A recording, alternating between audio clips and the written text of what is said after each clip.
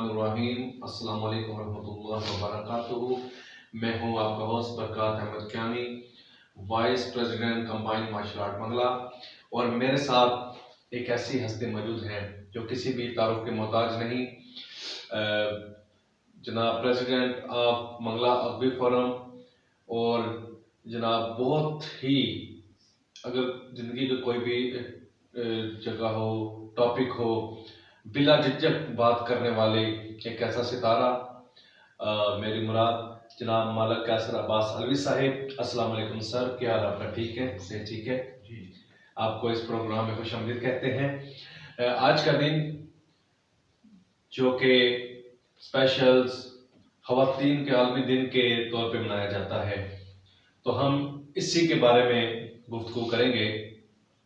Sir देखें, औरत एक माँ है, बहन है, बेटी है, बीवी है, और फिर इस्लाम ने इनको एक बहुत खूबसूरत रिश्ते में की तस्वीर में परोआ कि जैसे अगर बेटी है तो बाप के लिए रहमत है, माँ है तो अपने औलाद के लिए उसके कदमों में उसकी जन्नत है, औलाद के लिए जन्नत है, और अगर बीवी है तो वो एक अपने हस्बैंड का एक हम सफ़र है जो मरते दम तक उसका साथ देती है। और सर, ये कितना पाकीज़ा रिश्ता है। और बेटी अपने बाप के लिए एक उम्मीद, और फिर जब वो जन्म लेती है तो सर बाप उससे मोहब्बत करता है और उसकी उंगली पकड़कर उसको चलाता है। और जब फिर वालिदैन इस उम्र पे आते हैं, जन के ज़ईफ़ुल उम्र पे आते हैं, तो वही बेटी उनका साथ देती है। और अगर वालिदैन के दुख पे कोई आंसू बहाती है तो एक बेटी है।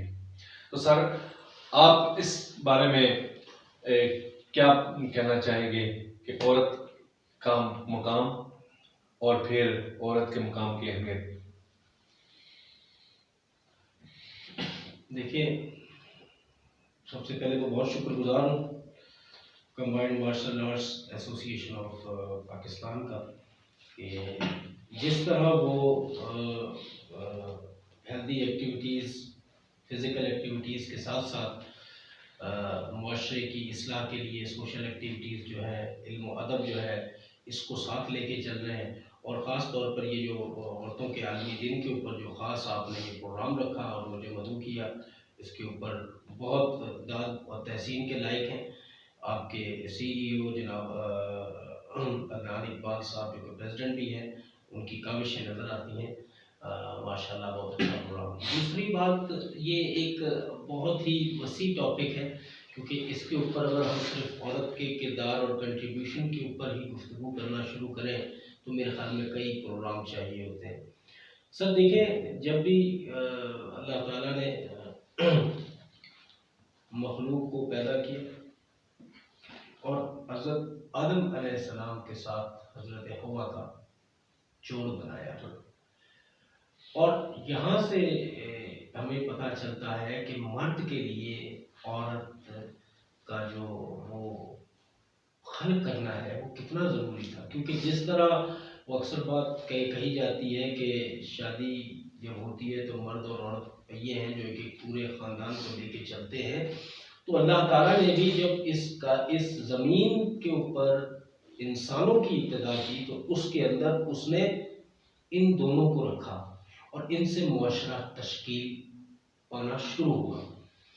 फिर वक्त आया कि जो जिस तरह मुआशरा आगे बढ़ता गया और उस मुआशरे के अंदर मुख्तलिफ लोग आते रहे, लेकिन किरदार यहीं से पता चलता है कि जब कोई अच्छा शख्स मुआशरे के अंदर उभरता है तो पहले बंदा देखता है कि इसका घर कैसा था, मतलब इसकी वालिदैन की जो मतलब है कि परवरिश वो झलकती है।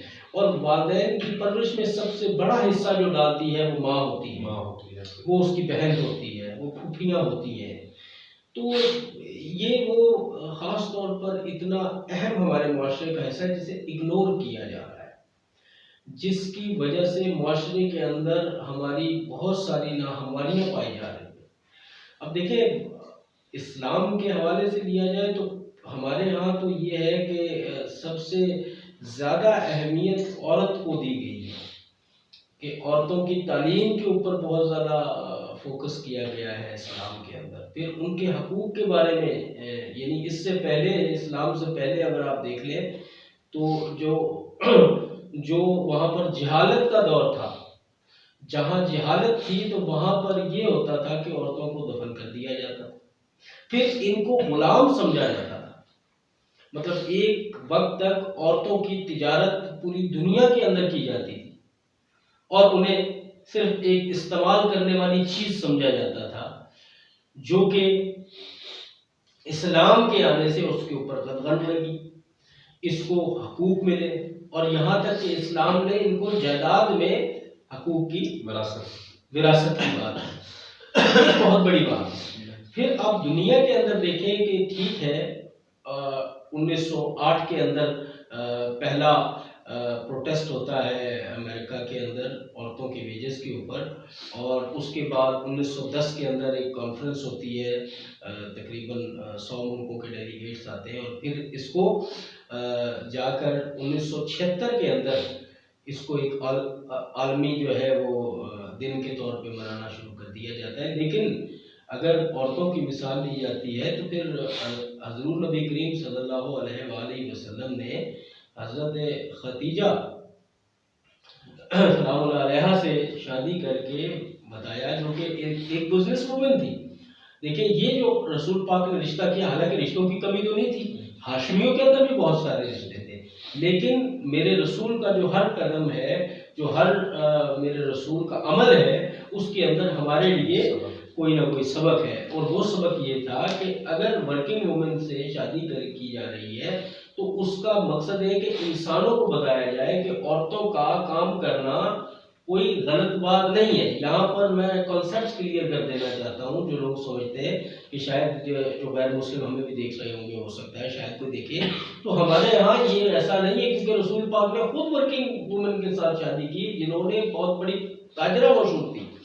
اسی طرح ان کی پھر خدمات دیکھیں آپ کہ مردوں کے شانہ بشانہ، یعنی پاک بی بی نے پوری اپنی مطلب زندگی ان کے ساتھ بسر کی، اور اسی طرح دیگر ازواج مطہرات نے اپنا ٹائم گزارا.